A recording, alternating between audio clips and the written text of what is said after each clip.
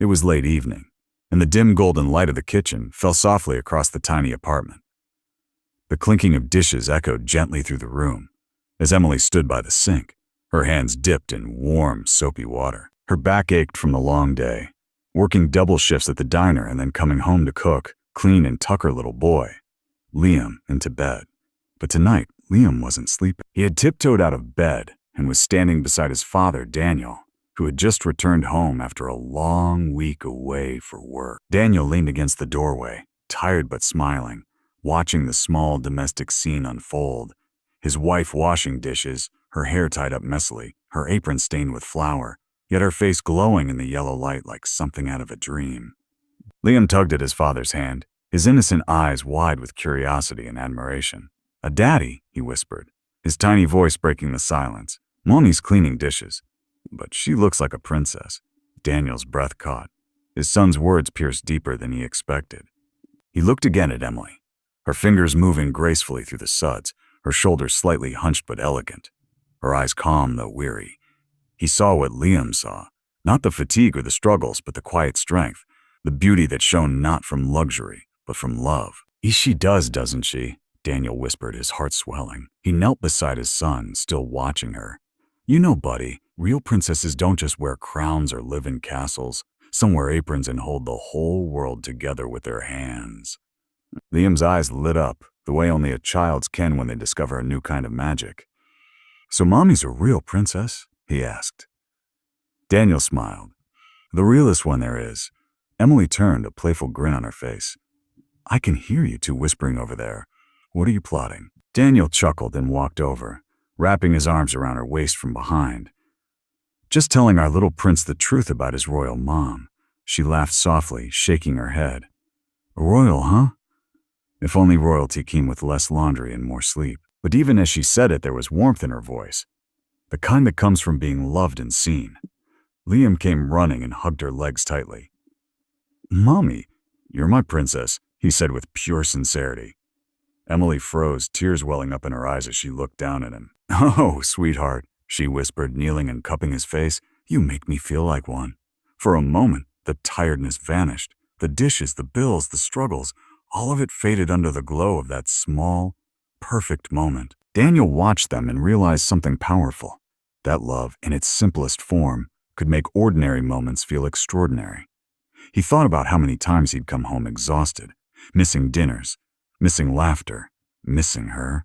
He'd been so focused on providing that he'd forgotten how much she was already giving. Not money, not status, but herself. Every day, every breath, every smile, she was building a home, one small act of love at a time. Later that night, after Liam had fallen asleep with a smile on his face, Daniel and Emily sat together on the small couch. The lights were dim, and a single candle flickered on the table. One of those dollar store ones Emily liked to light for peace, she always said. Daniel took her hand, rough from work and soap, and kissed it gently. "You know," he said quietly, "when Liam called you a princess, he wasn't wrong." Emily laughed softly, her eyes glistening. "You two are getting poetic tonight." But Daniel shook his head, serious now. I mean it. I've seen people chase beauty, money, power, and they lose themselves. But you've got a different kind of beauty. You give everything without asking for anything back. You make this place feel like home, no matter how small it is. That's something royal." Emily blinked back tears. She hadn't heard words like that in a long time. For so long, she'd measured her worth by what she didn't have. The fancy clothes, the big house, the easy life. But in that moment, hearing the truth in Daniel's voice, she realized that maybe her crown was invisible, but it shone brighter than any jewel. She leaned her head on his shoulder. "You know," she said softly, "sometimes I wonder if all this, the work, the tiredness, is worth it." But then Liam smiles, "Or you come home safe, and I remember why I keep going." Daniel squeezed her hand.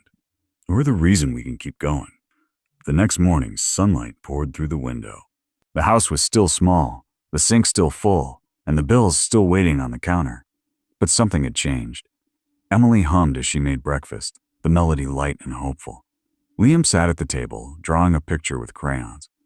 "What are you drawing, bud?" Daniel asked, sipping his coffee.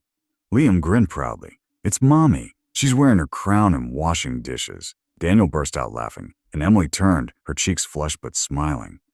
"I guess that's me," she said. Liam nodded eagerly. "You're the prettiest princess ever." That picture stayed on their fridge for years. Even when they eventually moved to a better home, Emily packed it carefully in a box labeled memories. Every time she looked at it, she was reminded. Not of the dishes, not of the struggle, but of the moment her little boy saw her for who she truly was. A woman who made the ordinary magical, a mother whose love turned a tired kitchen into a kingdom, and a wife whose quiet strength was her crown. As the story of Emily's life unfolded, more years, more challenges, more growth, that simple truth stayed the same. She didn't need a castle to be special. Every scraped knee she kissed, every meal she cooked, every night she stayed awake waiting for Daniel to come home, it all added up to something far more powerful than royalty. It was love, raw, pure, and undying. And that, dear listener, is the kind of beauty we often forget to see in our own lives. Maybe your palace is a small apartment. Maybe your crown is just messy hair and tired eyes. But someone out there, your child, your partner, your family, sees you as their miracle. So never think you're ordinary. Because sometimes the most beautiful souls shine not under chandeliers, but beneath the soft glow of a kitchen light, with soap bubbles on their hands and love in their hearts. Before you go, if this story touched your heart, don't forget to subscribe to our channel. Sparkling Heart Every Story, here is a reminder that true beauty lives in kindness, sacrifice, and love. Crescent Moon, hit that like button, share this story with someone who needs hope today, and remember, even in your hardest moments, you might just be someone's princess. Crown sparkles,